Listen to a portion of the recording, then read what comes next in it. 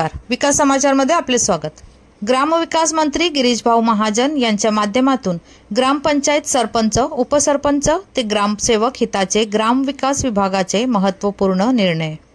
राज्य मंत्रिमंडळाने महत्त्वपूर्ण निर्णय घेतले असून ग्रामसेवक संघटनांच्या बाबतीत महायुती शासनाने महानिर्णय घेतले आहेत। आज रोजी मंत्रिमंडळ बैठकीत ग्रामविकास विभागाने अनेक महत्त्वपूर्ण निर्णय घेतले असून त्यात ग्रामपंचायत सरपंच, उपसरपंच मानधन दुप्पट करण्याचा निर्णय घेतला असून ग्रामसेवक व ग्रामविकास अधिकारी हे एकच पद करण्यास शासनाची मान्यता देण्यात आली आहे।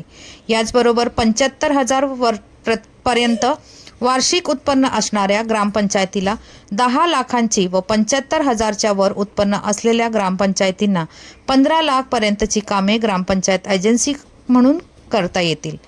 या निर्णयामुळे ग्रामीण विभागातील विकास कामांना चालना मिळेल। ग्रामविकास विभागाने घेतलेले महत्त्वाचे निर्णय कॅबिनेटमध्ये राज्यातील सरपंच व उपसरपंच यांचे मानधन दुप्पट करण्याच्या निर्णयानंतर ज्या ग्रामपंचायतीची लोकसंख्या 2000 पर्यंत आहे त्या सरपंचाचे मानधन 3000 वरून 6000 तर उपसरपंचाचे मानधन 1000 वरून 2000 करण्यात आले आहेत।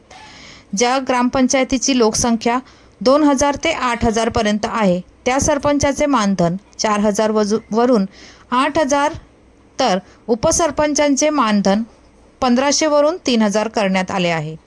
ज्या ग्रामपंचायतींची लोकसंख्या 8000 पेक्षा जास्त आहे त्या सरपंचाचे मानधन 5000 वरून 10000 तर उपसरपंचाचे मानधन 2000 वरून 4000 करण्याचा निर्णय घेण्यात आला आहे।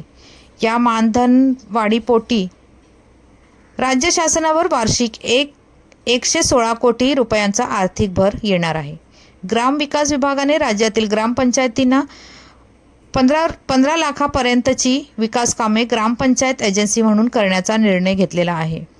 या निर्णयामुळे ज्या ग्रामपंचायतीची वार्षिक उत्पन्न 75,000 पर्यंत आहे त्या ग्रामपंचायतींना 10 लाखापर्यंतची, ज्या ग्रामपंचायतीचे वार्षिक उत्पन्न 75,000 पेक्षा जास्त आहे त्या ग्रामपंचायतींना 15 लाखापर्यंतची कामे ग्रामपंचायती एजन्सी म्हणून करता येतील।